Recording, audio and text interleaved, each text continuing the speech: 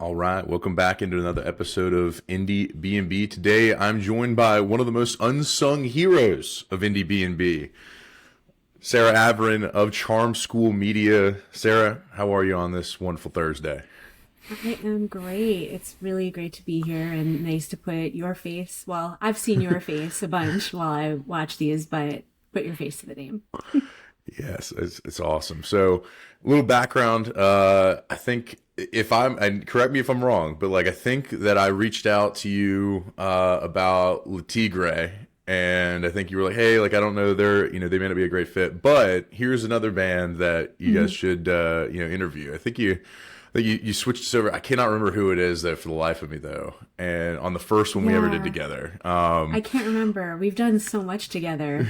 yeah. It's been great. Yeah. Yeah. So a little background. So I reached out about Le Tigre. We did a different interview with one of the other bands that Sarah works with, and we kind of built a relationship. And she is actually responsible for a lot of the music that has come through our podcast. Along with the other ones that I'm sourcing myself for the interviews. But Sarah's been a real driving force throughout the years. So I'm glad that we've been able to bring a lot of new ears to some artists and some new ears to some people that are over on your side of things. So I wanted to start by saying, hey, I appreciate you working with me throughout this whole time, and but I want to kind of take a step back with you in PR and Charm School Media. Like you've been in this business for a while, and you've probably seen a lot. So I want to kind of hear from you what made you want to start Charm School and instead of being in one of those bigger firms that you maybe worked at in the past.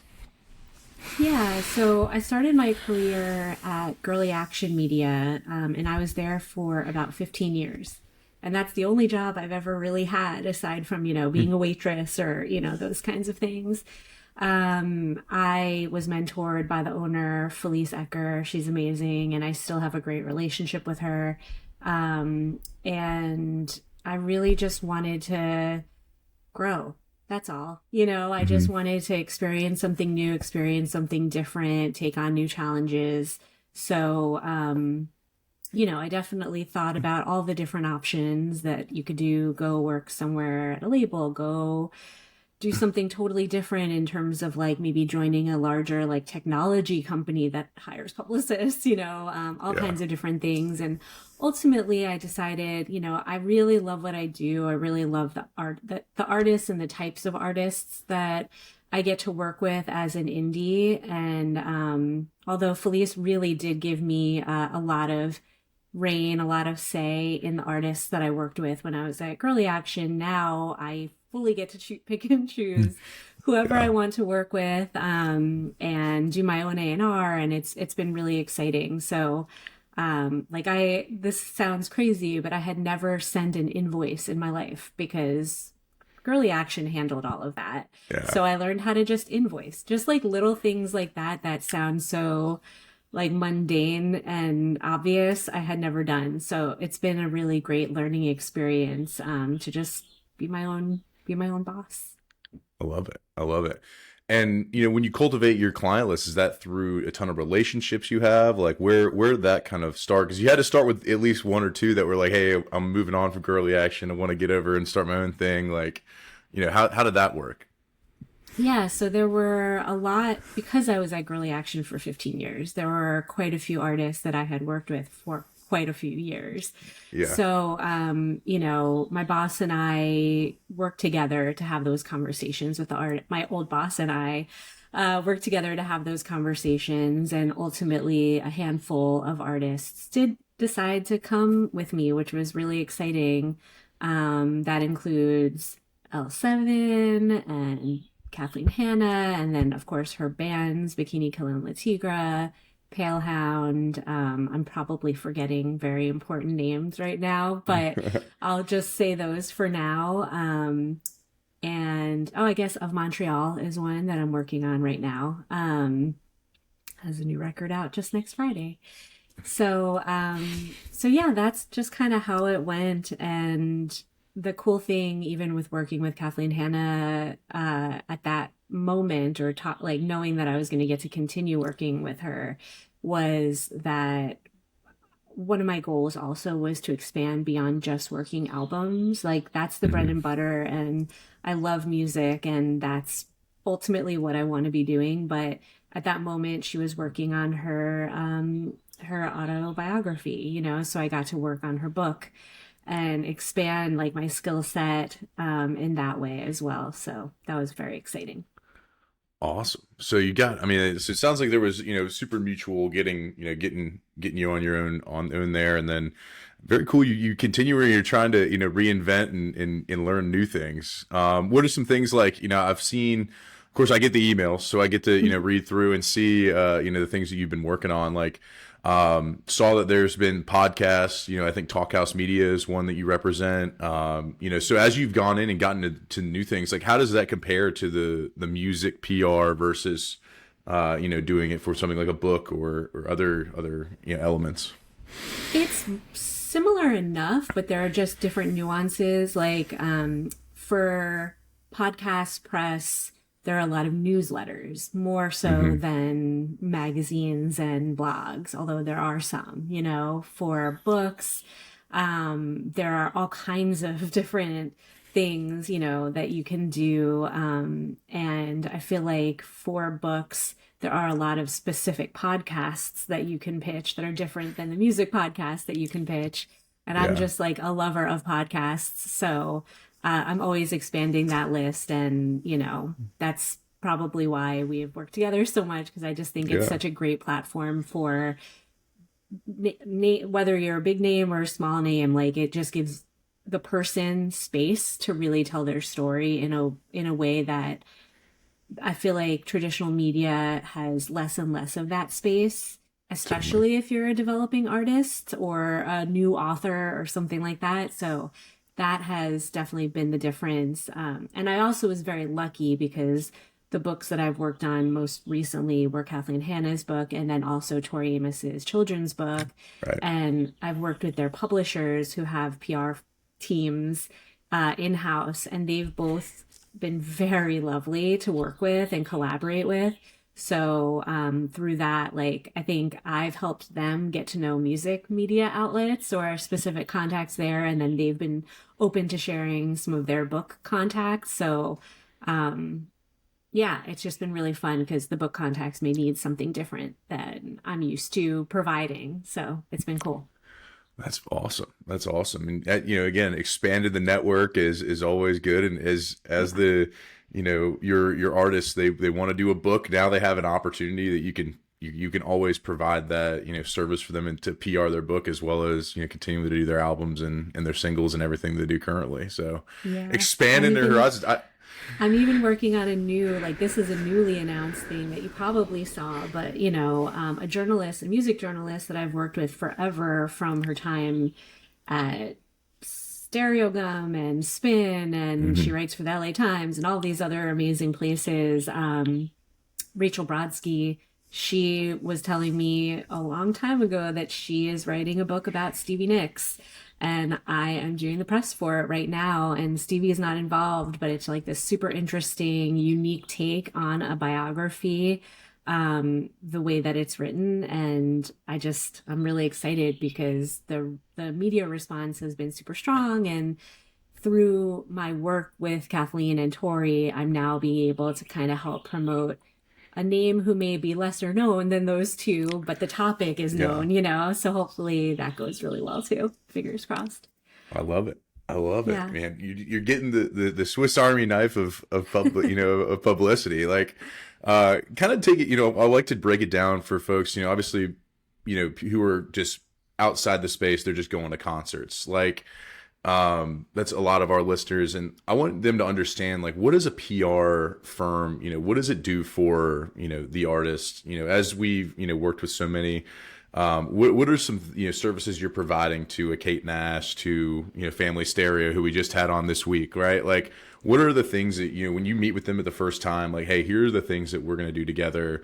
Like, how do you lay that out for them to get them Yeah. comfortable and get them rolling?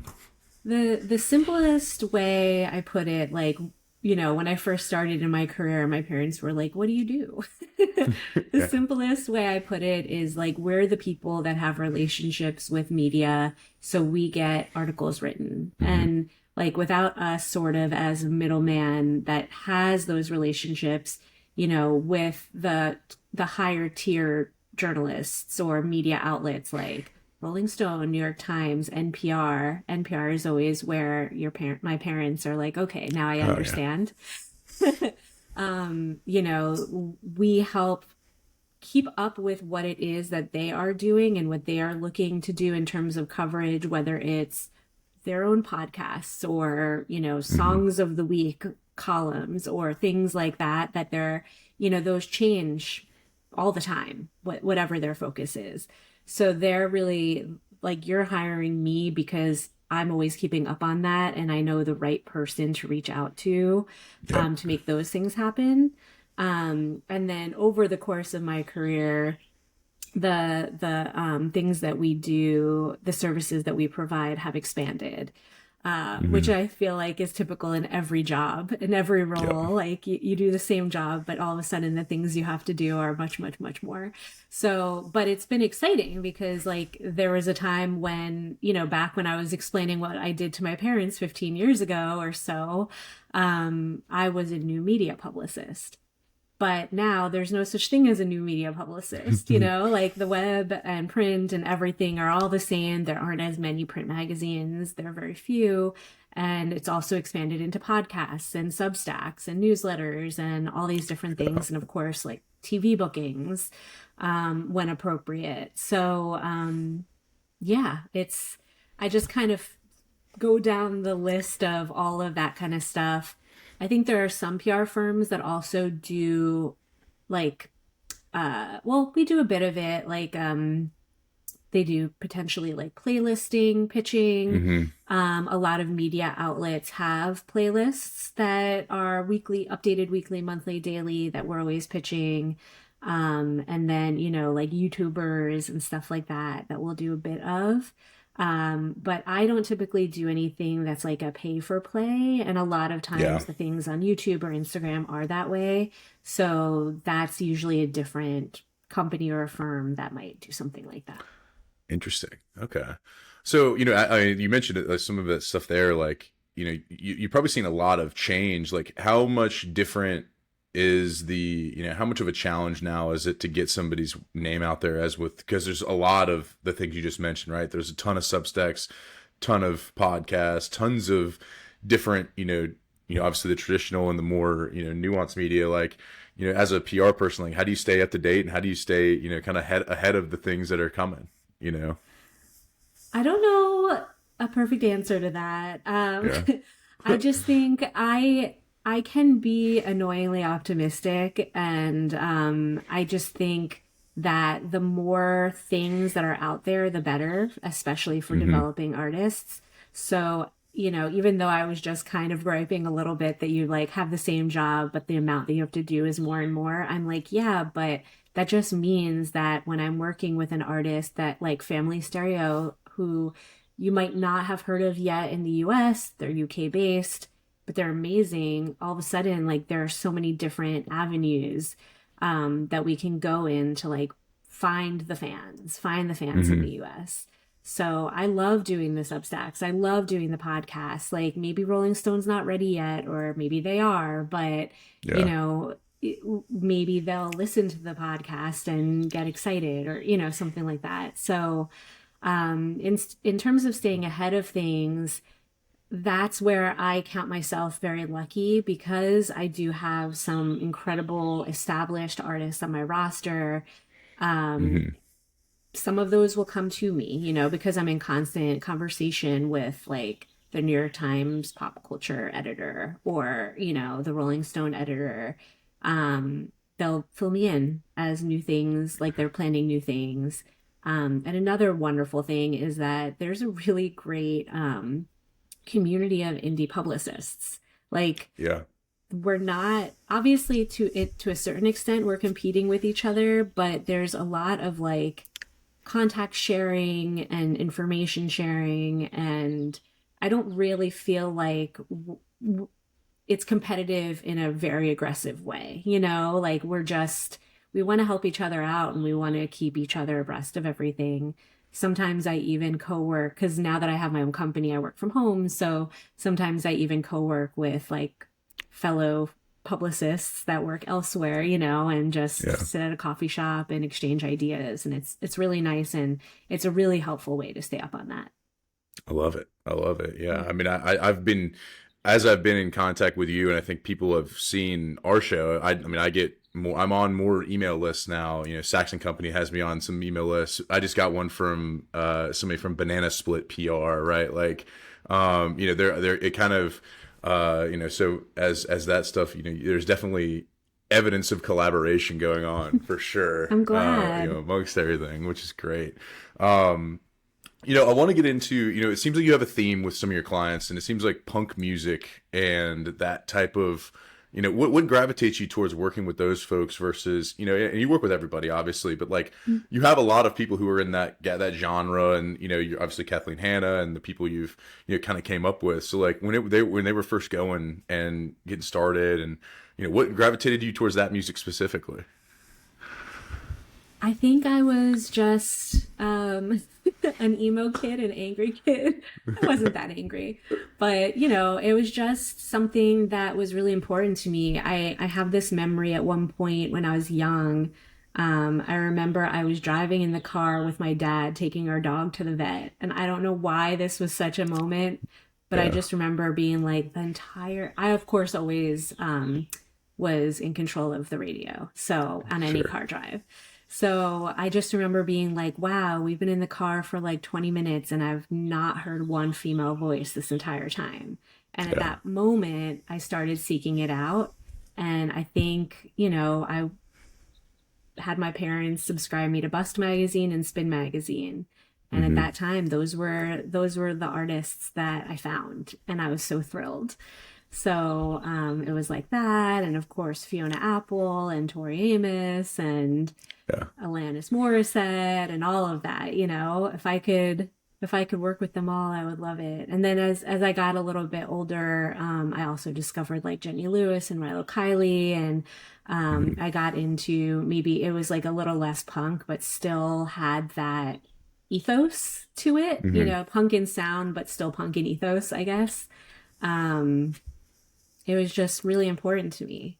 But I still grew up listening and loving like Green Day and, you know, the Sex Pistols and, you know, all Yeah. of that. So it was still punk and it didn't always have to be female voices, but I'll always remember that moment being like, this is questionable, like, or Yeah. questioning it, you know, like why?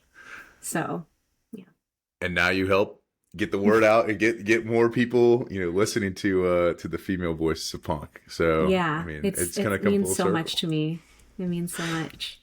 Very cool. Very cool. Well, you've mentioned Tori Amos a few times. You know, obviously somebody who's, you know, been in it for a long time. And is she a newer client for you? Is she somebody you've had a relationship for a while? Have you been working through that? Like, how did that kind of come to be? You know, that relationship. Yeah, it's not a new client to me. I've Hmm. been working with Tori.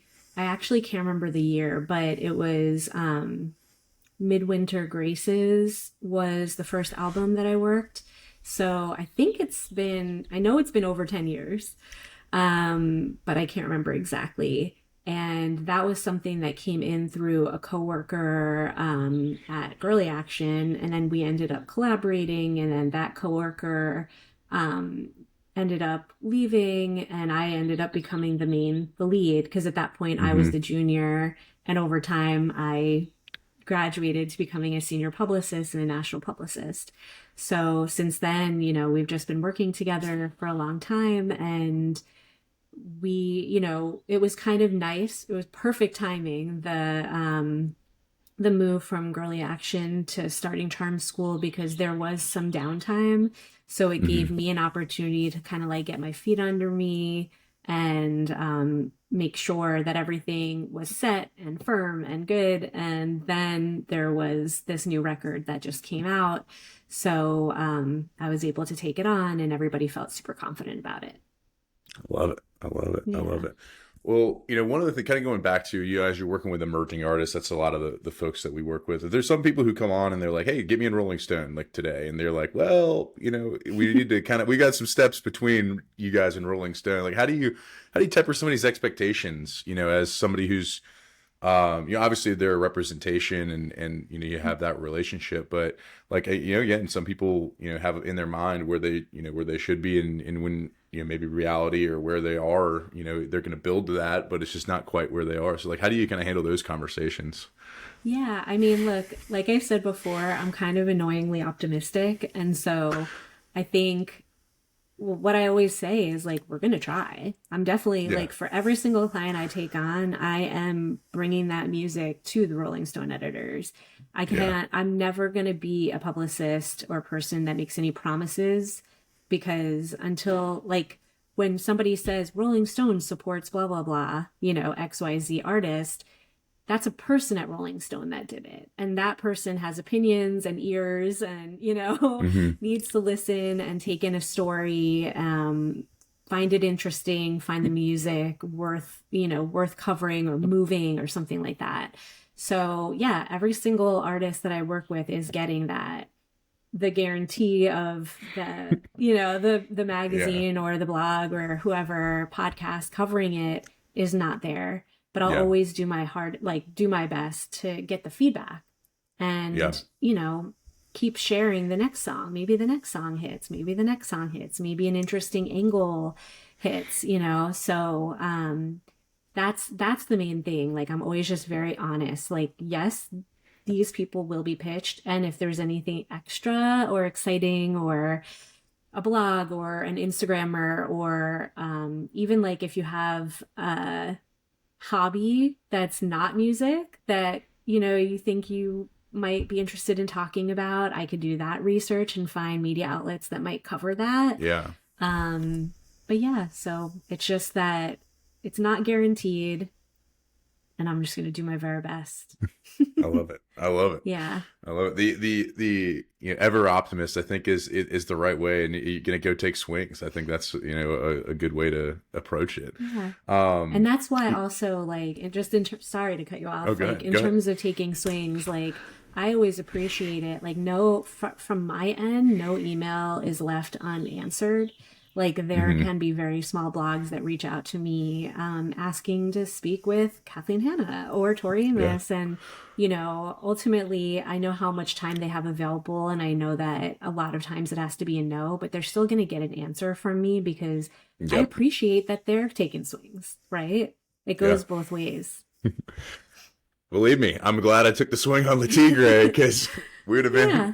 It's definitely been the a great a great deal of like influx of music that I've been able to learn about, and kind of the ethos of our program is just helping to get a few more ears on some things that people don't know about. And like, I think if nothing else, I'm listening to the stuff that you're sending over to me, and vice versa. So you know as you go into the end of this year and through it, like, what are some things that you're excited about? I saw there's somebody else who is emailing me from Charm School Media now. So did you hire an employee? Do we get some new folks underneath you? Yeah. I have two people now working at Charm School, Aaron Wright and Talia Miller. All That's right. definitely a new thing. They're both, I don't know if it matters, but they're both technically freelance and they do have other Hmm. gigs, but, potentially coming on full time, at least one of them. Um, and so, yeah, that's definitely an exciting thing. What's coming up? That's a good question. Well, we have Yeah. L7 just announced their last ever world tour. So that's an exciting thing. We just announced the US leg of that, and that'll be this fall. Tori Amos is coming to tour the US following the new album. This new Australian artist, punk band, female punk band called Body Type is coming, and they're actually on King Gizzard and the Lizard Wizards record Very cool. label. They're amazing. So I'm really, really excited for that. I hope that they will come tour in the US. I'm not quite sure if that's going to happen quite yet. And yeah, and then like I mentioned before, we have a Montreal's album coming out next Friday. So that's really exciting. And then a tour. So it's busy. I love it. Gotta stay Yeah. busy. Got all kinds of things that are in the hopper. I mean, um, well, obviously want to respect your time here. We'll get into the Pete Peterson party pack of questions, but last thing I want to ask, like for you, um, you know, anybody you would just like, dream client, dream person that you would, whether new, old, dead, alive, any of those, like who would be somebody you would have killed to promote, in their heyday? Oh, in their heyday, Joni Mitchell? Joni Mitchell. Yeah. And then I guess like the more current version would be Jenny Lewis or Rilo Very Kiley. cool. Yeah. Very cool. Yeah. And last thing, what's like your, I guess most, your favorite story, about kind of the things you work with and being able to kind of see things come full circle. Like what's something that is your favorite memory from working and being in this for so long? I don't know. I don't really have an answer to that one. It's just been so long. I mean, I can talk about more recent things like, Yeah. doing yeah, like kind of running around with Tori Amos or Kathleen Hanna in New York on press days, doing photo shoots, taking them to like their TV spots, just kind of like being there with them and feeling the excitement, that Yeah. moment, when they're on and that their book or their album comes out like that day and this could lead to even more sales and even more excitement and even more bodies in the room when they do their reading or their first show to support the record. I just love that Yeah. feeling that like we're really doing something. We're really reaching people. Sorry, as I talk, I'm thinking I probably one of the most exciting things was when I initially, way, way, way back in the day, worked with the band Lucius. Yeah. And, it was before that was more of a common, like a household name.